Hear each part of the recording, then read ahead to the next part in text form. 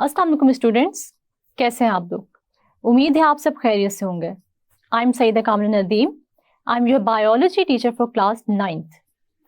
आज हम लोग बायोलॉजिकल मेथड के रिमेनिंग स्टेप्स स्टडी करेंगे, जो कि हैं experimentation, summarization of results and reporting the results. जी स्टूडेंट्स, तो आज हम पढ़ने जा रहे हैं बहुत ही important step of biological method, जो कि है एक्सपेरिमेंटेशन का। हम देखते हैं कि एक्सपेरिमेंटेशन के बगैर हम अपनी कही हुई कोई भी बात प्रूव नहीं कर सकते। जैसे कि हम लोगों ने अपनी बायोलॉजिकल प्रॉब्लम से रिलेटेड चीज़ों को ऑब्जर्व किया और उन ऑब्जर्वेशंस की बेस पर हमने एक हाइपोथेसिस ड्रॉ की, और फिर हमारी हाइपोथेसिस सही है या गलत है हम ये टेस्ट करेंगे with the help of experimentation. यानी अपनी हाइपोथेसिस को हम तजुर्बात से गुजारेंगे तो हमें पता चलेगा कि क्या हमारी हाइपोथेसिस सही है या गलत है।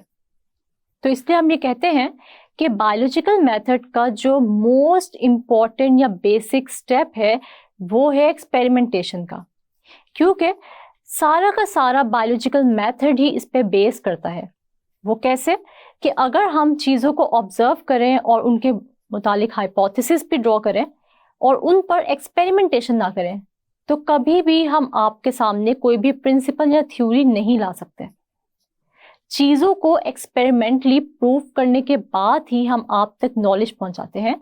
तो इसका मतलब ये हुआ कि एक्सपेरिमेंटेशन आपके बायोलॉजिकल मेथड की बेस है, या आपके पास जितनी भी नॉलेज आती है वो एक्सपेरिमेंट से पास होकर ही आती है। हम देखते हैं कि एक्सपेरिमेंटेशन या तजुर्बात क्या काम करते हैं। तो वो टेस्ट करते हैं किसी भी हाइपोथेसिस को। अगर वो हाइपोथेसिस आपके एक्सपेरिमेंट से सही साबित हो जाती है तो उसे हम एक्सेप्ट कर लेते हैं, लेकिन अगर तजुर्बात की रोशनी में वो हाइपोथेसिस गलत साबित हो जाती है तो हम उस हाइपोथेसिस को रिजेक्ट कर देते हैं। अब जो हाइपोथेसिस एक्सेप्ट हुई है यानी एक्सेप्टेड हाइपोथेसिस, उस पर सिर्फ एक बार एक्सपेरिमेंट नहीं हुआ, बल्कि अब हम मजीद एक्सपेरिमेंट से उस एक्सेप्टेड हाइपोथेसिस को गुजारेंगे, और अगर तो वो उन सब तजुर्बात की रोशनी से गुजर के भी सही साबित हो रही है तो उसको हम एक थ्योरी का नाम दे देंगे। लेकिन अगर वो एक्सेप्टेड हाइपोथेसिस किसी भी मरहले पर एक्सपेरिमेंटेशन के गलत साबित हो गई तो फिर हम उस हाइपोथेसिस को उधर से ही रिजेक्ट कर देंगे। अब थ्योरी जो हमारे पास आई है उसको भी हम बार बार एक्सपेरिमेंट्स की रोशनी से गुजारेंगे और उस पर बार बार टेस्ट करेंगे। अगर वो थ्योरी सरवाइव कर जाती है इस टेस्टिंग को, यानी हर टेस्ट से वो सही साबित होकर निकलती है, तो फिर वो एक प्रिंसिपल बन जाता है। हम जब भी साइंस में एक्सपेरिमेंट करते हैं तो वो हमेशा कंट्रोल्ड एक्सपेरिमेंट होना चाहिए। इसका क्या मतलब है कि हम दो ग्रुप्स बना लेंगे, एक होगा कंट्रोल ग्रुप और दूसरा होगा एक्सपेरिमेंटल ग्रुप। अब हम इन दोनों ग्रुप्स को आपस में कंट्रास्ट करेंगे। इन दोनों ग्रुप्स को हम सारे के सारे एक तरह की ट्रीटमेंट देंगे सिवाय एक वेरिएबल के जिस पे हमने टेस्ट करना है। ये बात आपको भी समझ नहीं आई, लेकिन जब मैं आपको एग्जाम्पल दूंगी तो आपको ये बहुत ही आसानी से समझ आ जाएगी। तो हम इसकी एग्जाम्पल देख लेते हैं कि हमारे पास एक प्लांट है और हमने देखना ये है कि क्या प्लांट्स के लिए कार्बन डाइऑक्साइड जरूरी होती है या नहीं, या हम यूं कह सकते हैं कि क्या carbon dioxide for the process of photosynthesis जरूरी है या नहीं। क्या कार्बन डाइऑक्साइड के बगैर फोटोसिंथेसिस का अमल हो सकता है, और अगर कार्बन डाइऑक्साइड अवेलेबल ना हो तो क्या प्लांट जिंदा रह सकता है। इन सब सवालों के जवाबात हम एक्सपेरिमेंटेशन के थ्रू लेंगे, और वो कैसे कि हम बना लेंगे दो ग्रुप्स। एक को हम लेबल कर देंगे ये कंट्रोल ग्रुप है और दूसरे को हम लेबल कर देंगे ये एक्सपेरिमेंटल ग्रुप है। उसके बाद हम दोनों ग्रुप्स में एक एक प्लांट रख देंगे। हम करेंगे ये कि कंट्रोल ग्रुप को कार्बन डाइऑक्साइड की अवेलेबिलिटी फ्री रखेंगे, यानी उसको कार्बन डाइऑक्साइड देते रहेंगे, लेकिन जो हमारे पास एक्सपेरिमेंटल ग्रुप है उसको हम कार्बन डाइऑक्साइड की सप्लाई बंद कर देंगे। अब कुछ घंटों बाद या कुछ दिनों बाद हम ये देखेंगे कि इन दोनों प्लांट्स में से कौन सा प्लांट जिंदा है या ग्रो किया है और कौन सा प्लांट है जो ग्रो नहीं किया और वो डेड हो गया है। तो हम ये देखेंगे कि कुछ दिन बाद आपको उन दोनों प्लांट्स को फिजिकली देखकर ही अंदाजा हो जाएगा कि इन दोनों में से कौन सा ग्रो किया है और फ्रेश है और कौन सा प्लांट जो है वो ग्रो नहीं किया और वो मुरझा गया है। तो हम ये देखेंगे कि कंट्रोल ग्रुप के अंदर जो प्लांट होगा वो ग्रो भी किया है और वो फ्रेश भी है। इसका मतलब ये हुआ कि कंट्रोल ग्रुप में जो प्लांट मौजूद था उसको हमने कार्बन डाइऑक्साइड दी थी और उसमें प्रोसेस ऑफ फोटोसिंथेसिस भी हुआ, जिसकी वजह से वो प्लांट अब तक जिंदा भी है, फ्रेश भी है और ग्रो भी कर रहा है। लेकिन अगर हम एक्सपेरिमेंटल ग्रुप के प्लांट को देखेंगे जिसको कि हमने कार्बन डाइऑक्साइड की सप्लाई कट ऑफ कर दी थी, तो वहां पर प्लांट की फिजिकली आपको हालत ऐसी नजर आएगी कि वो मुरझा गया होगा और वो ग्रो भी नहीं किया होगा। तो इसका मतलब ये हुआ कि जहां पर कार्बन डाइऑक्साइड अवेलेबल नहीं थी वहां पर प्रोसेस ऑफ फोटोसिंथेसिस भी नहीं हुआ प्लांट्स में। फोटोसिंथेसिस हम देख लेते हैं कि क्या होता है। फोटोसिंथेसिस एक ऐसा अमल है जिसके अंदर कार्बन डाइऑक्साइड और वाटर आपस में कंबाइन करते हैं और ग्लूकोज बनाते हैं in the presence of sunlight और क्लोरोफिल। और ये अमल ग्रीन प्लांट्स में होता है, साथ साथ ये कुछ और ऑर्गेनिजम्स में भी होता है जैसे एल्गी है। हम देखते हैं कि प्लांट्स के लिए फोटोसिंथेसिस के अमल में कार्बन डाइऑक्साइड का होना इंतहाई जरूरी है, क्योंकि अगर प्लांट्स को कार्बन डाइऑक्साइड नहीं मिलेगी तो उसका वही हाल होगा जो एक्सपेरिमेंटल ग्रुप में हमने देखा, जहां पर फोटोसिंथेसिस का अमल नहीं हुआ और प्लांट की डेथ हो गई। और कंट्रोल ग्रुप में हमने ये देखा कि वहां पर हमने कार्बन डाइऑक्साइड जारी रखी थी उसकी सप्लाई, जिसकी वजह से वहां पर फोटोसिंथेसिस भी होता गया और प्लांट बिल्कुल फ्रेश और ग्रीन रहा और वो ग्रो भी करता रहा। तो इस एक्सपेरिमेंट से, जिसे हमने कंट्रोल एक्सपेरिमेंट का नाम दिया, इससे आपको ये बात पता चल गई कि कार्बन डाइऑक्साइड फोटोसिंथेसिस के अमल के लिए कितनी जरूरी है। हमने दोनों प्लांट्स को सारी की सारी चीजें मुहैया की सिवाय एक वेरिएबल के, जो कि था कार्बन डाइऑक्साइड, जिसकी नेसेसिटी को हमने चेक करना था कि क्या कार्बन डाइऑक्साइड फोटोसिंथेसिस के लिए जरूरी है या नहीं। तो हमें ये एक्सपेरिमेंट करके पता चला कि कार्बन डाइऑक्साइड के बगैर फोटोसिंथेसिस का अमल मुमकिन ही नहीं, जिसकी वजह से प्लांट कभी भी ग्रो नहीं कर सकता और ना वो फ्रेश रह सकता है। इसके बाद स्टूडेंट्स हम देख लेते हैं कि जो हमारे पास रिजल्ट्स आते हैं एक्सपेरिमेंट्स के, उनको हम किस तरीके से समराइज करते हैं। तो हमारा जो सेकेंड लास्ट स्टेप है बायोलॉजिकल मेथड का, वो है समराइजेशन ऑफ रिजल्ट्स। यानी हम किस किस तरीके से अपने रिजल्ट्स को किस किस फॉर्म में समराइज कर सकते हैं या ऑर्गेनाइज कर सकते हैं। तो हम इसको टेबल या ग्राफ्स की फॉर्म में भी ऑर्गेनाइज कर सकते हैं। और हम देखते हैं कि जब भी हमने बायोलॉजिकल रिजल्ट्स या अपना जो डाटा है या अपने जो रिजल्ट्स आए हैं उनको ऑर्गेनाइज करना है, समराइज करना है, तो हम इसके लिए स्टैटिस्टिकल टूल्स भी इस्तेमाल करेंगे। और लास्ट स्टेप जो है हमारे पास बायोलॉजिकल मेथड का, वो है रिपोर्टिंग द रिजल्ट्स। यानी ये भी इंतहाई इंपॉर्टेंट स्टेप है, क्योंकि जो आपके रिजल्ट्स आए हैं, जो आपने सारी रिसर्च की बायोलॉजिकल मेथड के थ्रू, आपने जो भी बायोलॉजिकल प्रॉब्लम का सलूशन निकाला है, वो आपने पब्लिश करना है या आपने लोगों के सामने लेकर आना है। तो वो रिजल्ट्स आप किस तरीके से पब्लिश कर सकते हैं, वो आप पब्लिश कर सकते हैं किसी भी साइंटिफिक जर्नल या बुक की फॉर्म में, या फिर आप नेशनल और इंटरनेशनल लेवल पर मीटिंग्स रखकर वहां पर साइंटिस्ट को इनवाइट करके उनसे डिस्कशन कर सकते हैं और इसके अलावा सेमिनार्स भी ऑर्गेनाइज करा के आप वहाँ पर भी पब्लिक के सामने या साइंटिस्ट के सामने आप उन रिजल्ट्स को रखें और उन पर डिस्कशन करें ताकि लोगों में अवेयरनेस आए।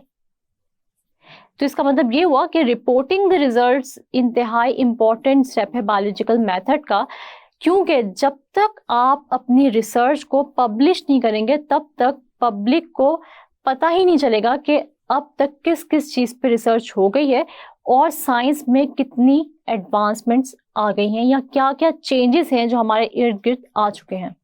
तो इसका मतलब ये हुआ कि आप अपने रिजल्ट्स को पब्लिश करें, किस किस फॉर्म में, किसी भी साइंटिफिक जर्नल या बुक की फॉर्म में, या आप सेमिनार्स या कोई भी मीटिंग जो है वो मुनक्किद कराएं और वहाँ पर जो है वो पब्लिक या फिर साइंटिस्ट की आपस में डिस्कशन होनी चाहिए।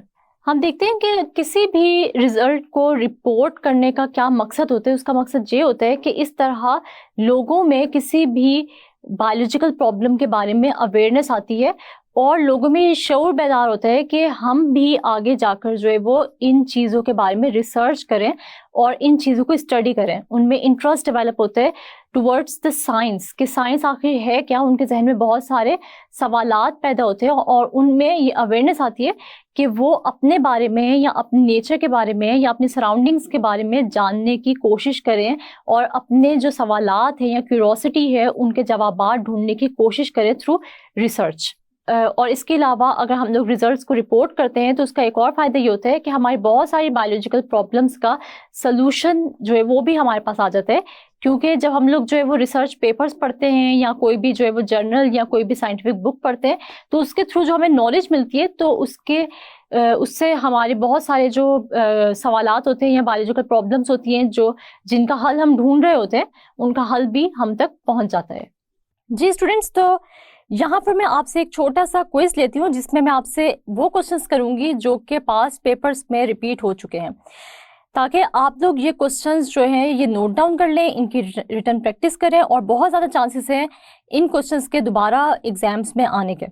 तो हमारे पास जो पहला क्वेश्चन है वो क्या है, what is basic step of biological method. तो स्टूडेंट्स हमने ये पढ़ा है कि बायोलॉजिकल मेथड का बेसिक स्टेप है एक्सपेरिमेंटेशन, यानी अगर आप अपने ऑब्जर्वेशन के डाटा से जब हाइपोथेसिस बनाते हैं और डिडक्शंस ड्रॉ करते हैं, अगर आप उन हाइपोथेसिस को एक्सपेरिमेंट से नहीं गुजारेंगे और आपको ये मालूम ही नहीं होगा कि क्या आपकी हाइपोथेसिस जो है वो सही है या गलत है, तो फर्दर हम देखते हैं कि थ्योरी, लॉ या प्रिंसिपल कैसे बन सकता है। तो इसका मतलब ये हुआ कि साइंस में सबसे जो बेसिक स्टेप है वो एक्सपेरिमेंटेशन का है, क्योंकि एक्सपेरिमेंटेशन ही ऐसे स्टेप होते हैं जो कि आपकी हाइपोथेसिस को गलत या सही साबित करता है।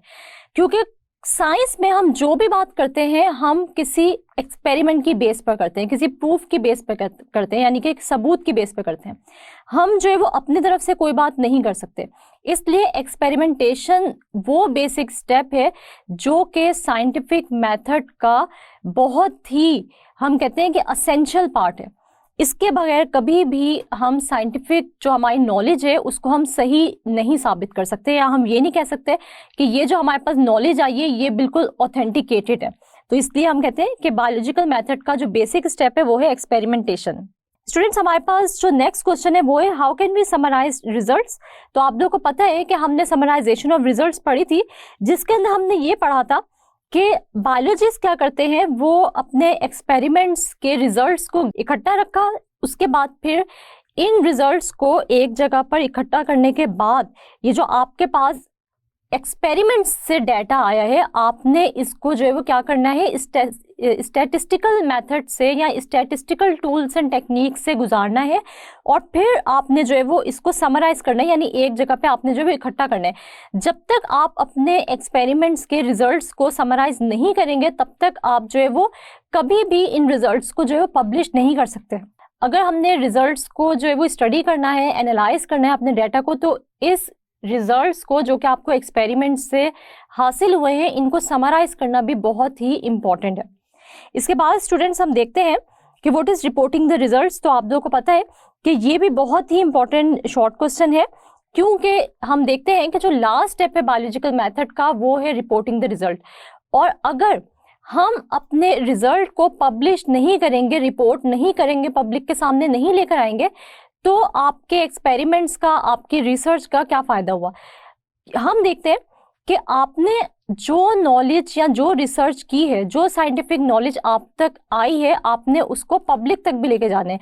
और इस नॉलेज को पब्लिक तक ले जाने का जो बेहतरीन जो रास्ता है वो यही है कि आप अपने रिजल्ट को क्या करें, रिपोर्ट करें, अपने रिजल्ट्स को पब्लिश करें। और हमने क्या पढ़ा कि हम किस फॉर्म में जो है ये अपने रिजल्ट्स को पब्लिश कर सकते हैं। तो हम पब्लिश कर सकते हैं साइंटिफिक जर्नल्स में, बुक्स में। इसके अलावा हम जो है वो नेशनल और इंटरनेशनल जो है वो टॉक्स रख सकते हैं। इसके अलावा मीटिंग्स जो है वो अरेंज कर सकते हैं।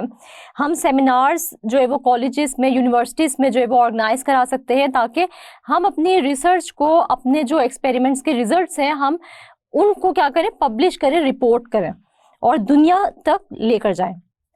इसके बाद स्टूडेंट्स हमारे पास लॉन्ग क्वेश्चन है जो कि बहुत ही इंपॉर्टेंट है, और आपको ये लॉन्ग क्वेश्चन जो है ये पास्ट पेपर्स में भी नजर आएगा।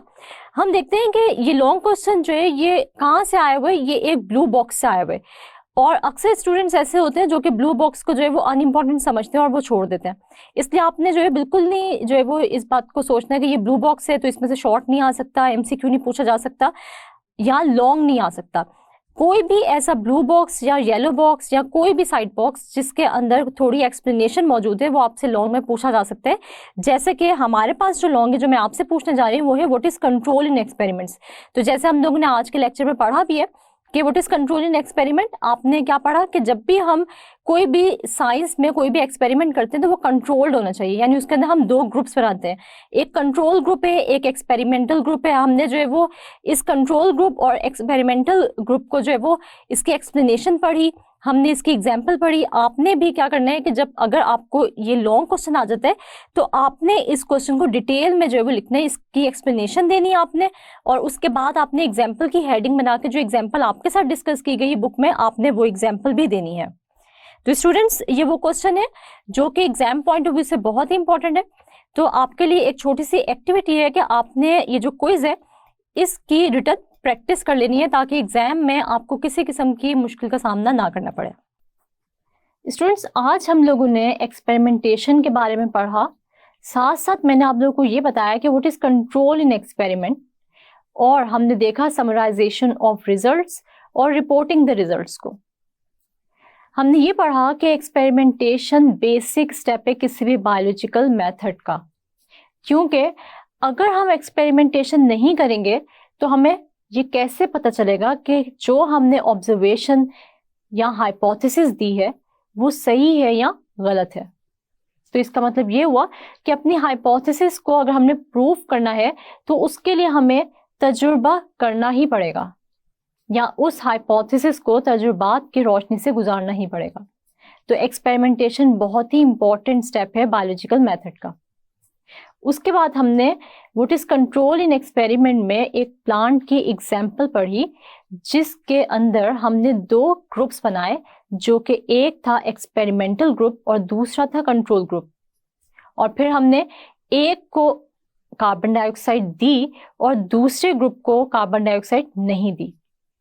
तो फोटोसिंथेसिस कौन से प्लांट में हुई वो भी हमने देखा कि वो प्लांट जिसको फ्री अवेलेबल थी कार्बन डाइऑक्साइड उसके अंदर तो फोटोसिंथेसिस हुई, मगर वो प्लांट जिसको हमने कार्बन डाइऑक्साइड नहीं दी उसके अंदर फोटोसिंथेसिस का अमल नहीं हुआ।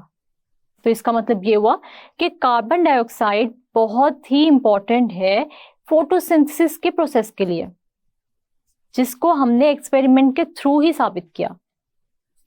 और उसके बाद हमने ये पढ़ा कि हम लोग जो अपने रिजल्ट्स आए हैं उनको किस तरीके से समराइज कर सकते हैं या ऑर्गेनाइज कर सकते हैं। तो हम उसको टेबल्स, ग्राफ्स की फॉर्म में भी ऑर्गेनाइज कर सकते हैं, और हम उसके लिए स्टैटिस्टिक्स का इस्तेमाल करेंगे। और उसके बाद लास्ट पर हमने जो स्टेप पढ़ा वो था रिपोर्टिंग द रिजल्ट्स, यानी जो रिजल्ट्स एंड पर हमारे पास अपने बायोलॉजिकल मेथड को एडॉप्ट करके आए उनको हमने पब्लिश करना है या रिपोर्ट करना है। तो उसके लिए भी हमने डिफरेंट मेथड्स देखे कि हम अपने रिजल्ट्स को किस किस तरीके से किसी भी साइंटिस्ट या आवाम के सामने कैसे ला सकते हैं। तो हम लोग किसी भी जर्नल या साइंटिफिक बुक में अपने रिजल्ट्स को पब्लिश करा सकते हैं, या किसी भी सेमिनार में उस पर बात कर सकते हैं, या फिर मीटिंग्स इंटरनेशनल या नेशनल लेवल पर मीटिंग्स जो हैं वो ऑर्गेनाइज करके उसके अंदर हम अपने रिजल्ट्स को रिपोर्ट कर सकते हैं। स्टूडेंट्स, उम्मीद है कि आप लोगों को आज के लेक्चर की अच्छे से समझ आ गई होगी। अपने नेक्स्ट लेक्चर में हम लोग बात करेंगे मलेरिया पे। तब तक के लिए अल्लाह हाफिज।